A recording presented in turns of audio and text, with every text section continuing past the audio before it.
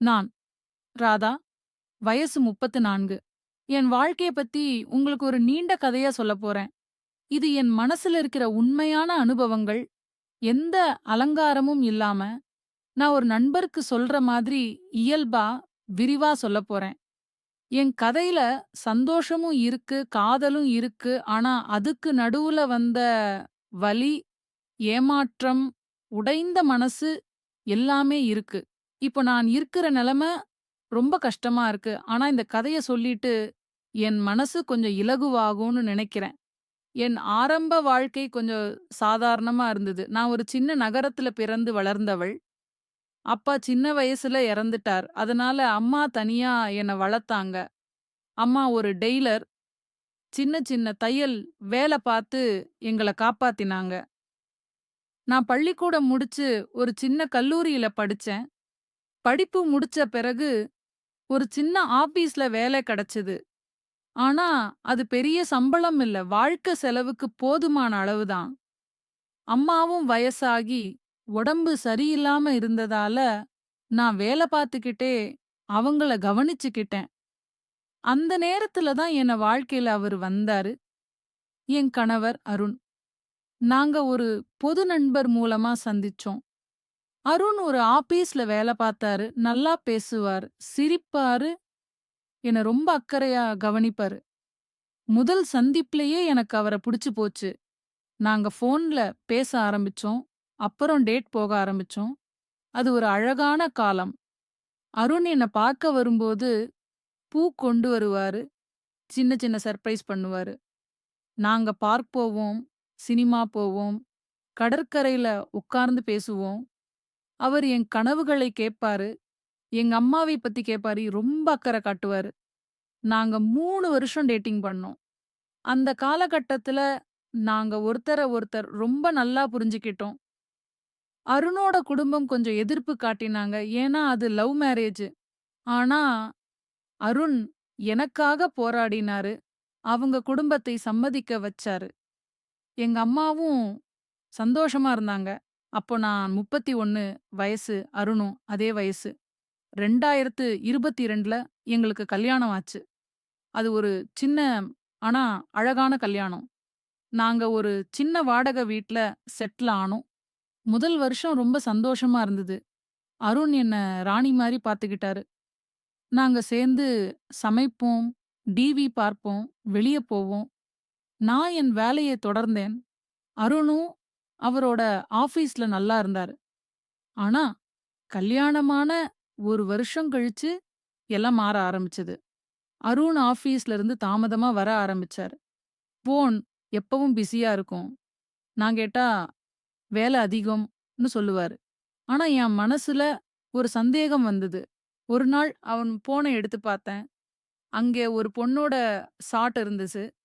அது அவரோட ஆபீஸ்ல இருக்க ஒரு திருமணமான இளம்பெண். அவங்க பேர் லீனா. அந்த ஷாட்ல ரொம்ப நெருக்கமா பேசியிருந்தாங்க. வீடியோ கால் ஸ்கிரீன்ஷாட் கூட இருந்தது. அருண் தவறுதலா எடுத்து டெலீட் பண்ண மறந்துட்டாரு. கால் ரெக்கார்ட்ஸ் பார்த்தா அவங்களோட நெறைய கால்ஸ். என் மனசு உடைஞ்சு போச்சு. நான் அழுதேன், தூங்கல, சாப்பிடல. அருண கான்ஃபரண்ட் பண்ணேன். முதல்ல அவர் ஒத்துக்கல. என் மேல கோவப்பட்டார், கத்தினாரு. "நீ ஏன் என் ஃபோன பார்க்கிற? உனக்கு நம்பிக்கை இல்லையா?"ன்னு சொன்னாரு. ஆனா, நான் அந்த call records, shot, video call screenshot எல்லாம் காட்டினேன். அப்ப அவர் ஒத்துக்கிட்டாரு. ஆனா, அவர் சொன்னது, அது அந்த பொண்ணோட பக்கத்துல இருந்து வந்தது. அவ என் மேல விழுந்தா. "நான் உனக்கு கமிட்டட் ஆயிருக்கேன். அதனால அவள விலக சொல்லிட்டு இருந்தேன்"ன்னு நான் அவர நம்பல. ஏன்னா, அந்த ஷாட்ல அவர் பதிலும் ரொம்ப நெருக்கமா இருந்தது. ஆனா, நான் அவர மன்னிச்சேன். ஒரு வார்னிங் குடுத்தேன். இனி இப்படி நடந்தா, உறவு முடிஞ்சு போகும்னு. அந்த சம்பவத்துக்கு பிறகு நான் ரொம்ப கவனமா இருந்தேன். ஆனா, என் மனசுல சந்தேகம் போகல. அருண் இன்னும் அந்த பொண்ணோட தொடர்புல இருக்காருன்னு தோணுச்சு. அவரு ஃபோன்ல வாட்ஸ்அப் கால்ஸ் செய்வாரு.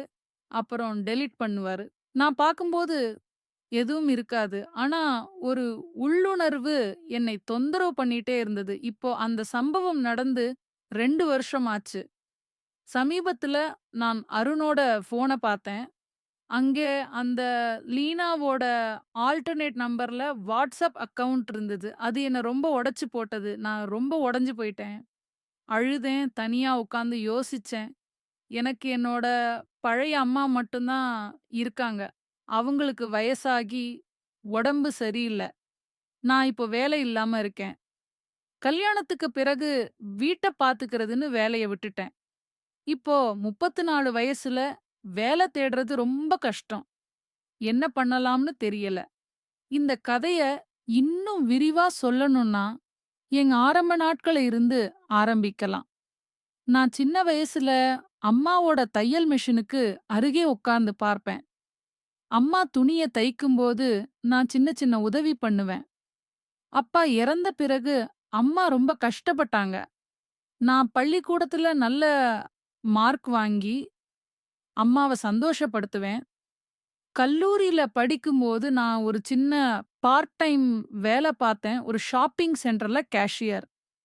அப்ப இருந்து நான் சுதந்திரமா இருக்க கத்துக்கிட்டேன். அருண சந்திச்சப்போ அது 2019ஆம் ஆண்டு. நாங்க ஒரு பார்ட்டில சந்திச்சோம். அவரு என்கிட்ட வந்து, "உங்க சிரிப்பு ரொம்ப அழகா இருக்குன்னு" சொன்னாரு. அப்ப இருந்து நாங்க பேச ஆரம்பிச்சோம். முதல் டேட் ஒரு காஃபி ஷாப்ல. அவர் என் பிடிச்ச பூக்கள கொண்டு வந்தார். ரோஸ். நாங்க மணிக்கணக்கா பேசினோம். அவர் அவரோட குடும்பத்த பத்தி சொன்னார். அவரோட ஆபீஸ் லைஃப் பத்தி சொன்னாரு. நான் எங்க அம்மாவ பத்தி சொன்னேன். அந்த காலகட்டம் ரொம்ப ரொமான்டிக். நாங்க வார இறுதியில பார்க் போவோம். அங்கே ஐஸ்கிரீம் சாப்பிடுவோம். கை கோர்த்து நடப்போம். அவர் என்ன என் ராணின்னு கூப்பிடுவாரு. எங்க டேட்டிங் காலத்துல வந்து சில சின்ன சண்டைகள் வந்தது. ஒரு முற அவரு தாமதமா வந்தாரு. நான் கோபப்பட்டேன். ஆனா, அவர் மன்னிப்பு கேட்டு என்ன சமாதானம் பண்ணுவாரு. நாங்க ஒருத்தரோட ஒருத்தர் பழக்கங்கள புரிஞ்சுக்கிட்டோம். அருண் சிகரெட் அடிப்பாரு. நான் அத விட சொன்னேன். அவர் கொஞ்சம் கொறச்சாரு. நான் அதிகம் செலவு பண்ணுவேன். அவர் சேமிக்க கத்துக் குடுத்தாரு. அந்த 3 வருஷம் நாங்க ரொம்ப நெருங்கினோம்.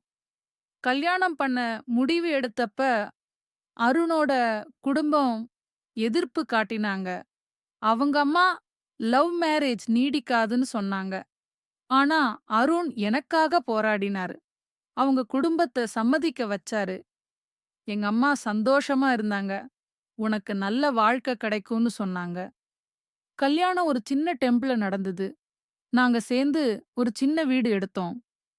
முதல் நாள் அருண் என்ன தூக்கிட்டு உள்ள கொண்டு வந்தாரு.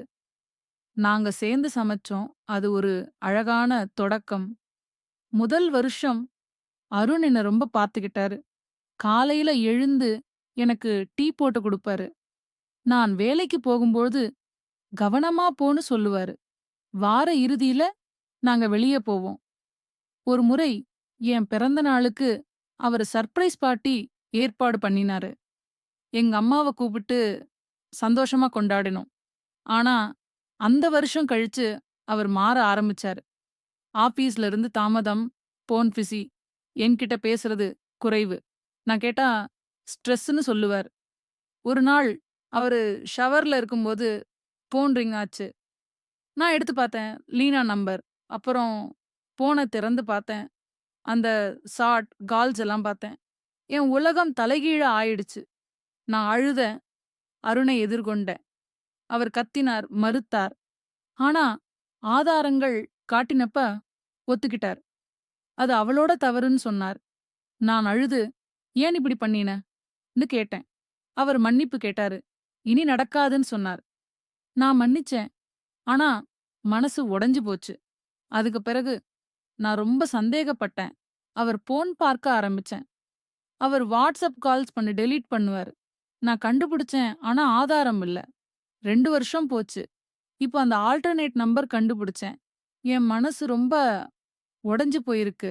அம்மா மட்டும் தான் இருக்காங்க. அவங்க கிட்ட சொல்லல. வேலை இல்ல. 34 வயசுல வேலை தேடுறது கஷ்டம். என்ன பண்ணலாம்? இந்த கதைய இன்னும் நீட்டிக்கலாம். என் டேட்டிங் நாட்களை விரிவா சொல்லலாம். முதல் டேட் காஃபி ஷாப்ல அருண் என் கைய பிடிச்சு நீ என் வாழ்க்கைய மாத்திட்டன்னு சொன்னாரு. நாங்க பல இடங்களுக்கு போனோம். கடற்கரை, மால், பார்க். ஒரு முறை மழையில நனைஞ்சு ஓடினோம். அவர் என்னைய கட்டிப்பிடிச்சு, "உன்ன விட மாட்டேன்னு" சொன்னாரு. கல்யாணத்துக்கு முன் நாங்க ட்ரிப் போனோம். ஒரு ஹில் ஸ்டேஷன். அங்கே ரொம்ப ரொமான்டிக். அவர் எனக்கு ரிங் குடுத்து, "நாம் என்றும் சேர்ந்திருப்போம்னு" சொன்னாரு. கல்யாணத்துக்கு பிறகு முதல் மாதம் நாங்க ஹனிமூன் போனோம். அது ஒரு அழகான இடம். நாங்க சேர்ந்து நடந்தோம், பேசினோம். ஆனா அந்த ஏமாற்றம் வந்தப்ப எல்லாம் மாறிடுச்சு. நான் ரொம்ப அழுதேன். தனியா உக்காந்து யோசிச்சேன். இப்போ என் நிலைமை ரொம்ப கஷ்டம். என்ன செய்யலாம்?